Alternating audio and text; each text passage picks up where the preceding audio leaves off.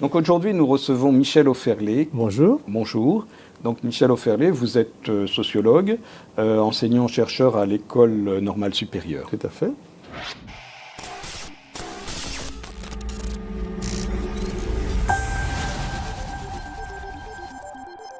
Michel Offerlé, vous venez tout récemment, c'est-à-dire avant-hier, mercredi, d'écrire une tribune dans Le Monde concernant le voici, qui est une adresse finalement aux patrons pour leur demander, leur rappeler quelques vérités sur y a-t-il encore des patrons pour rappeler quelques vérités sur le vivre ensemble? Donc vous interpellez le patronat. Oui. Vous êtes spécialiste du patronat. Oui.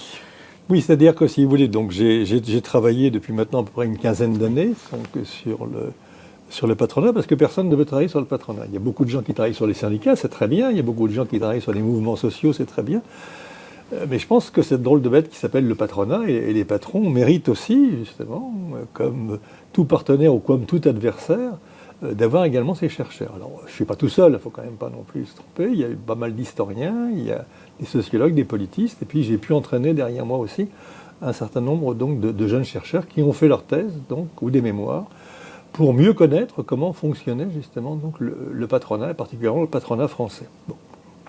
Alors dans mes deux derniers ouvrages, donc le dernier c'est un petit ouvrage que je recommande parce qu'à la fois il est lisible et puis il est clair et puis il n'est pas long, et donc une centaine de pages qui fait un peu le bilan de tout ce que j'ai fait, si vous voulez. Bon.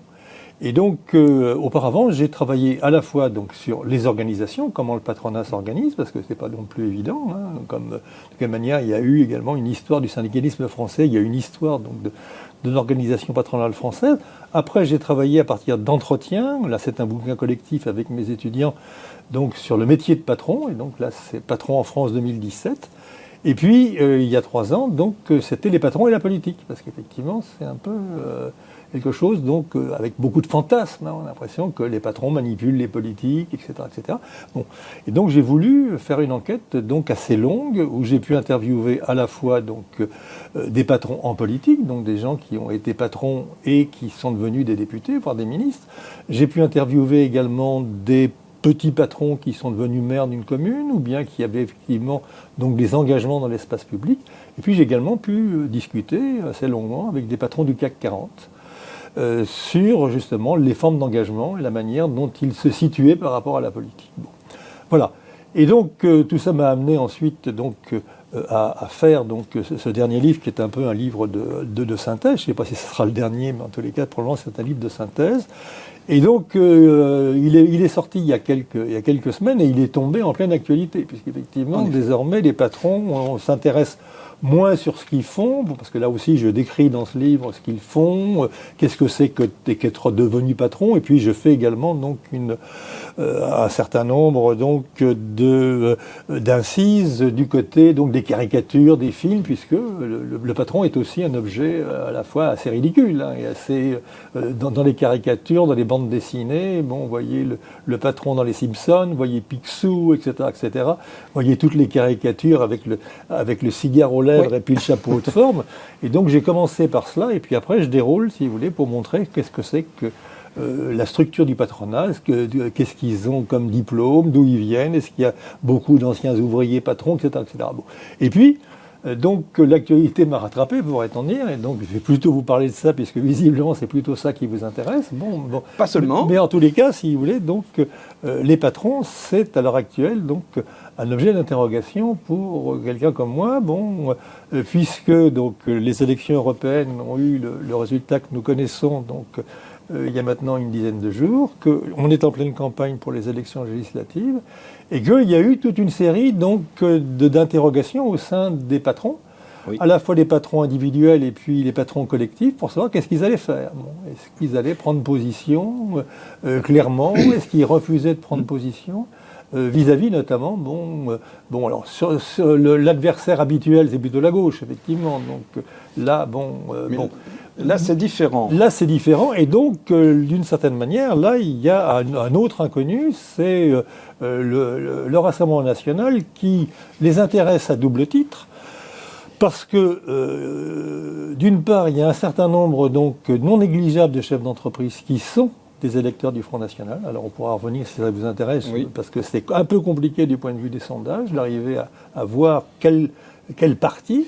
Qu'il y a éventuellement un certain nombre de patrons d'en haut de la hiérarchie qui sont vraiment à droite et qui estiment que finalement c'est le prolongement de la droite, beaucoup plus que d'autres ont pu voter éventuellement par exemple pour Éric Zemmour. Et puis donc parce que également donc ils avaient à prendre position en tant que membre partenaire social, membre de la société civile, sur un problème, même si entre guillemets ils ne font pas de politique. En tous les cas, tout le monde à l'heure actuelle est concerné par cette éventuelle échéance d'une arrivée pour la première fois de l'extrême droite donc au pouvoir. Donc pour vous présenter, pour celles et ceux qui ne vous connaissent pas, effectivement, donc vous avez écrit 5 livres en tant que sociologue, 5 livres sur le patronat, dont ce tout dernier petit ouvrage, très bien fait, qui illustre effectivement la diversité du patronat.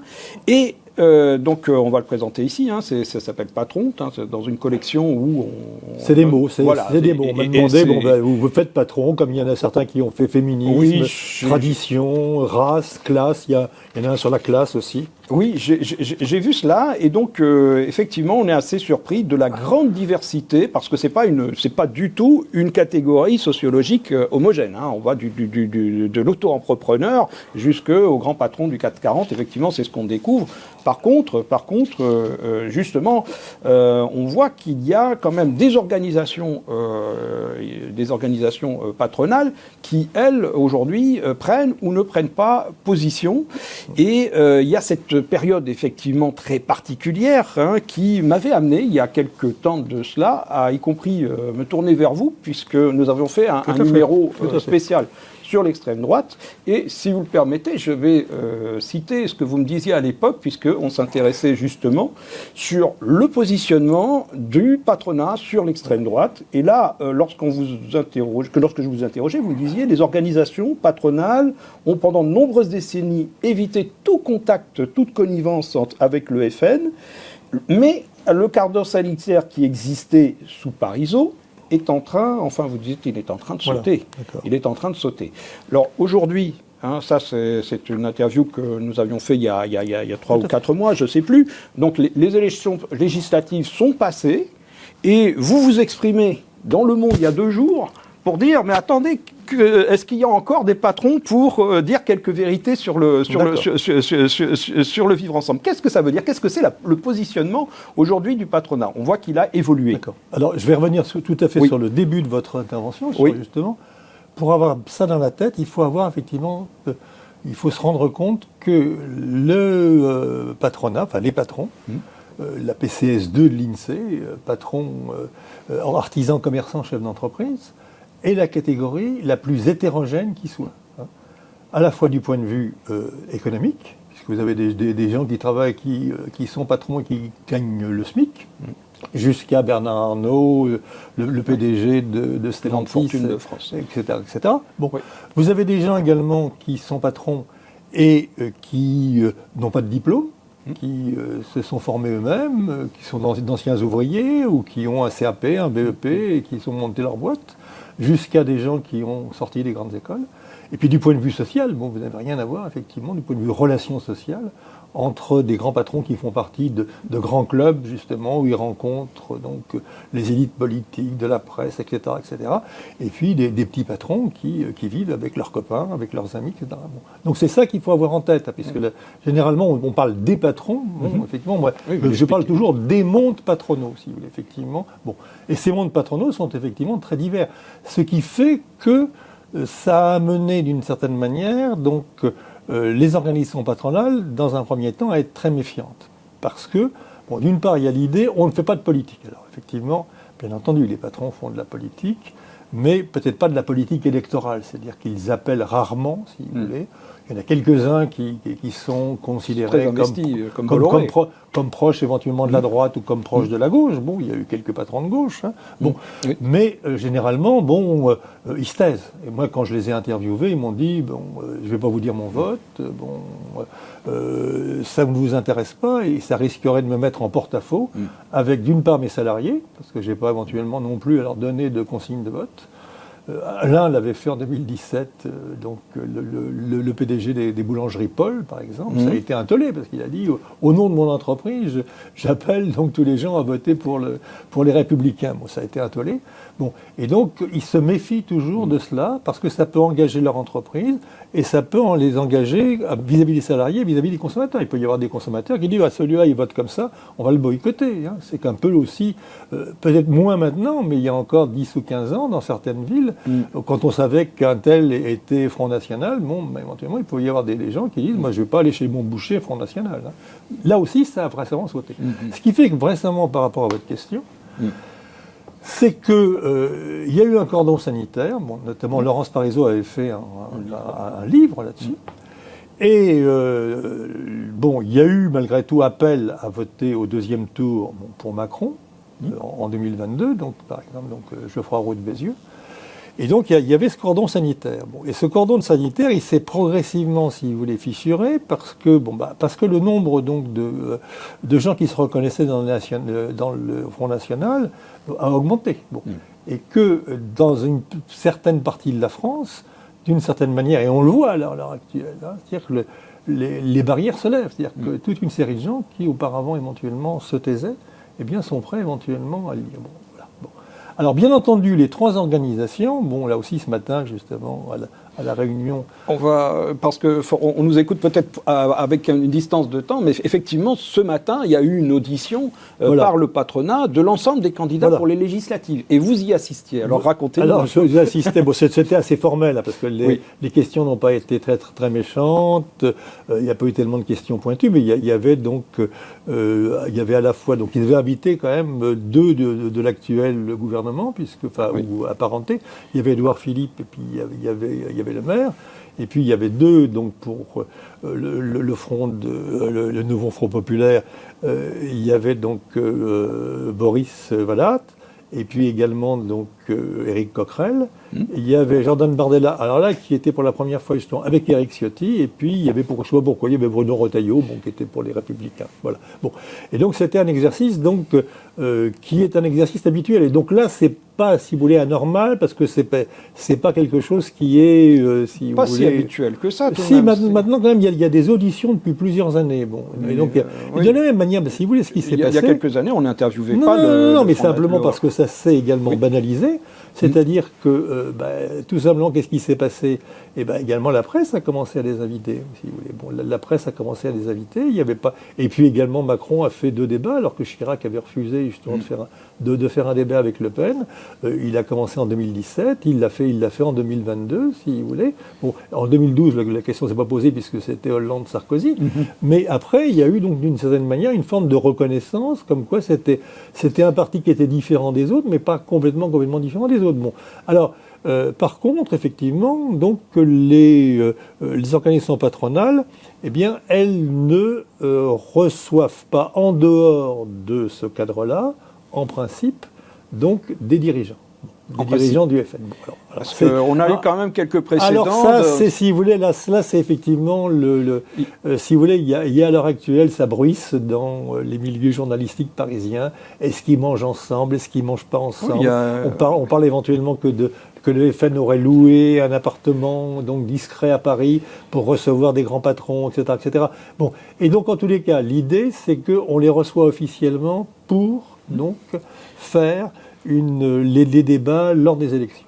Donc il y en a eu avant les élections européennes, là il y en a pour les élections législatives, mais là où justement ça a failli déraper, c'était en 2019 lors de l'université d'été donc du MEDEF, où ils ont voulu inviter sur les questions donc d'intégration, etc., de laïcité, ils ont voulu inviter Marion Maréchal Le Pen. Oui, et donc ils ont dû faire marche arrière. Et là, ils ont fait marche arrière. Alors, éventuellement, ils peuvent Ils sont reçus par des patrons, là aussi. Bon, Bardella, dès qu'il est reçu dans un patron dans une entreprise, bon, il le met en avant, donc il a été reçu. Bon. Mais sinon, les grands patrons qu'il est arrivé, pourrait-on dire, à mettre dans son escarcelle, c'est plus des perdreaux de l'année, ce sont deux personnes qui ont été ou qui sont poursuivies par la justice, c'est-à-dire Loïc Le Floch-Prigent, qui n'a quand même pas une carrière très honorable, et puis après c'est également Henri Proglio qui vient d'être condamné à quelques ans de prison avec sursis, avec un certain nombre donc, de consultants à sa traîne. Bon. Et donc simplement le problème qui se pose pour eux, qui est un problème effectivement très délicat, c'est qu'est-ce qui va se passer. Donc d'une part, qu'est-ce qui se passe pendant la campagne? Est-ce qu'ils prennent position? Alors, d'une certaine manière, ils ont pris position, à savoir, il y a les deux extrêmes, on n'en veut pas. Donc, ce dont... Il renvoie dans le même sac, effectivement, dans le même sac. Alors, ce qui est étonnant, c'est aussi une partie donc, de ce que je dis, c'est-à-dire que, d'une certaine manière, et c'était intéressant de voir ça ce matin, si vous voulez, la question, qui est quand même une question essentielle, qui est quand même une question qui vertèbre l'ensemble des réponses qu'apporte le Front National, c'est d'une part la discrimination et c'est la préférence nationale. Il a été pas question, justement, personne n'a posé de question sur la préférence nationale ce matin, si vous voulez. Sauf effectivement, si vous voulez, donc les deux candidats représentant donc le Front populaire, ont mis en avant que justement, eux étaient pour justement des formes de fraternité, etc. Et donc, d'une certaine manière, la vision qu'ils ont donc, du Rassemblement national, c'est essentiellement une vision économique. Est-ce que c'est bon ou mauvais pour la France? Est-ce que c'est bon pour les entreprises? Est-ce que c'est bon pour notre porte-monnaie, si vous voulez? Et pour le reste, d'une certaine manière, alors qu'il y a toute une série de patrons donc, qui sont mus par autre chose que de l'argent, d'une part, et puis également, ou en tout cas qui ont la prétention de parler de raison d'être, de valeur des entreprises, mais visiblement, c'est quelque chose qui ne les intéresse pas. Alors ça, c'est d'une certaine manière ce qui se passe pendant. Alors je n'ai pas le temps de détailler les nuances entre les différentes organisations. Ceux qui sont les plus gênés, c'est les artisans. Parce qu'ils savent qu'ils ont une base non négligeable, si vous voulez, donc de leurs adhérents,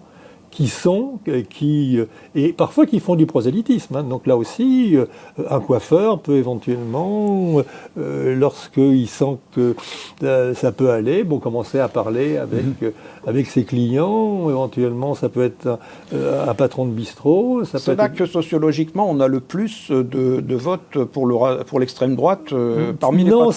Oui, vraisemblablement, je pense que effectivement, c'est très difficile à dire parce que justement, les enquêtes, vous voyez, les enquêtes d'opinion, c'est 1800 personnes.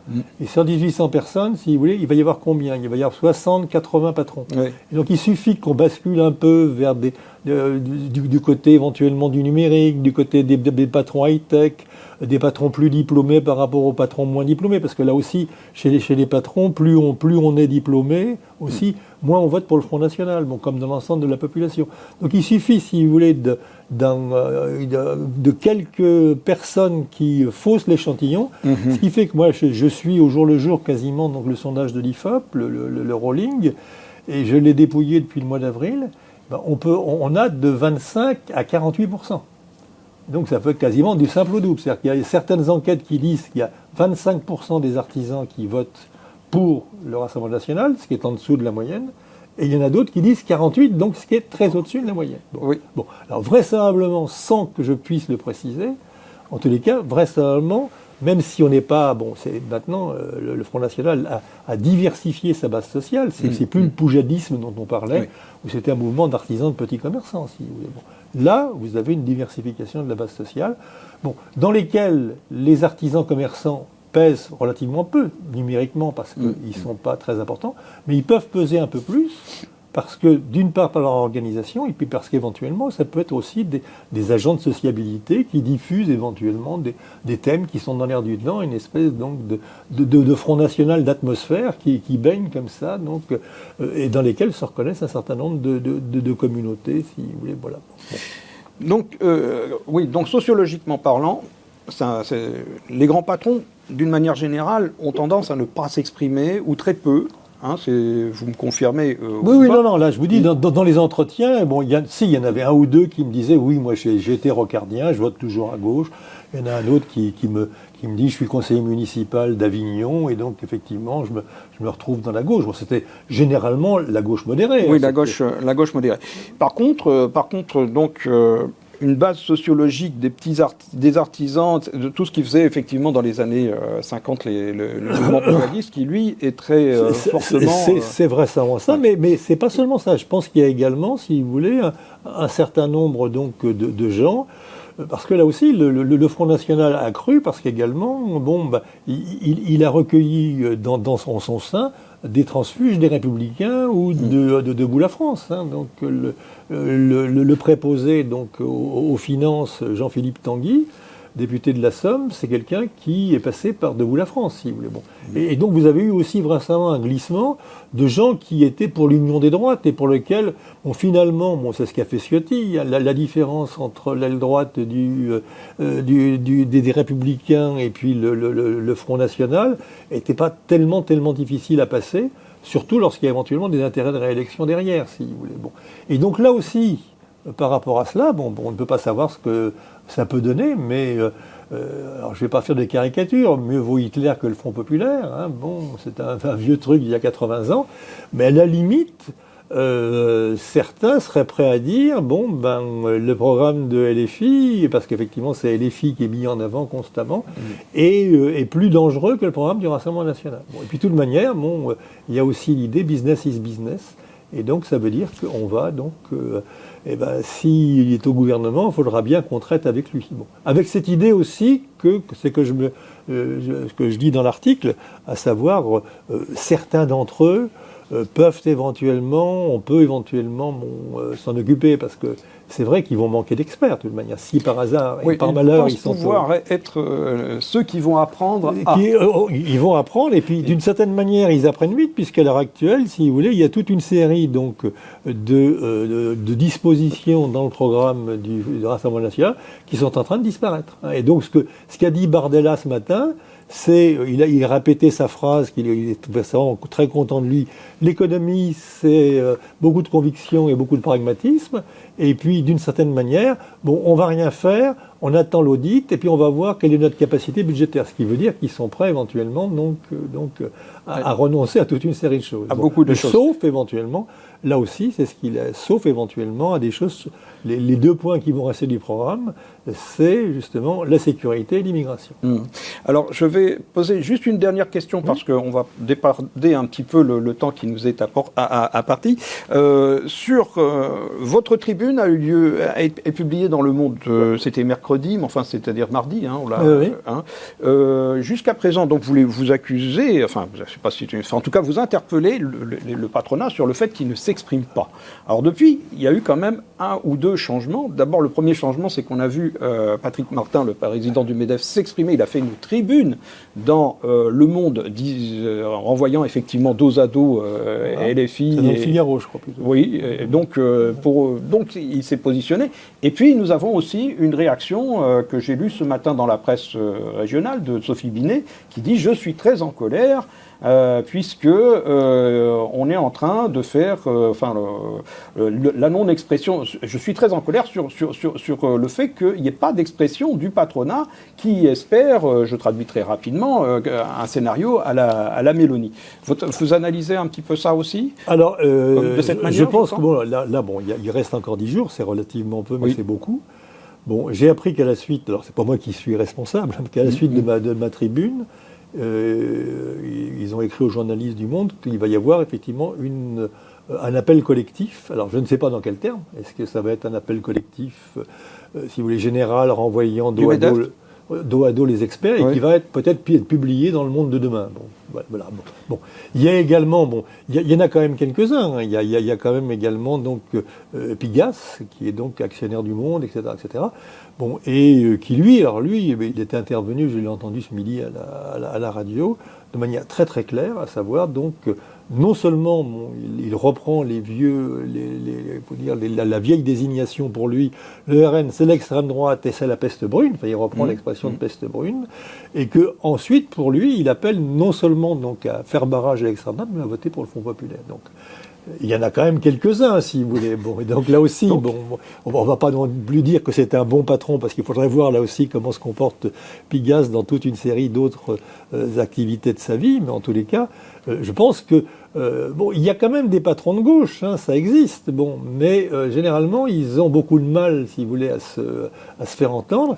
Et donc, l'organisation patronale qui est qu'on pourrait dire entre guillemets la plus progressiste, c'est-à-dire donc Impact France, qui n'est pas un partenaire social, mais qui est donc à pignon sur rue et qui est donc présidé par le PDG de la Maïf, Pascal Demurger, et avec notamment les gens de Biocop. Alors, les gens de Biocop ont donc on dit c'est pas nos valeurs, hein, ça c'est aussi on est sur autre chose, nous on est sur des valeurs de fraternité, etc. Et donc est-ce qu'il va y avoir éventuellement un ensemble de tribunes avec celle qui doit arriver demain, plus éventuellement d'autres qui sont peut-être éventuellement plus dénonciatrices du Rassemblement national et éventuellement plus favorables à la gauche? Bon, ça, je ne tire pas les ficelles. D'accord. Mais écoutez, il ne reste plus qu'à vous remercier pour ce regard de sociologue dans cette période. Une petite parenthèse, parce qu'effectivement, il y a eu cet appel d'Impact France, mais malheureusement, il y a un des patrons d'Impact France qui s'est complètement détaché de cela. J'ai jamais noté de son nom, Philippe Joachim. Voilà, c'est ça. Et puis également, je pense que également la Poste et la SNCF, qui sentent Impact France, étaient un peu gênés aux entournures. C'est les services publics qui appellent à voter. Donc on voit quand même que la position du patronat n'est pas très claire ni uniforme. C'est toujours difficile, etc., etc. Et donc il y a toute une série également de choses éventuellement contradictoires lorsqu'un patron ou une organisation patronale prend la parole. Encore merci, monsieur. Merci à la VO et puis merci à la CGT. Merci beaucoup.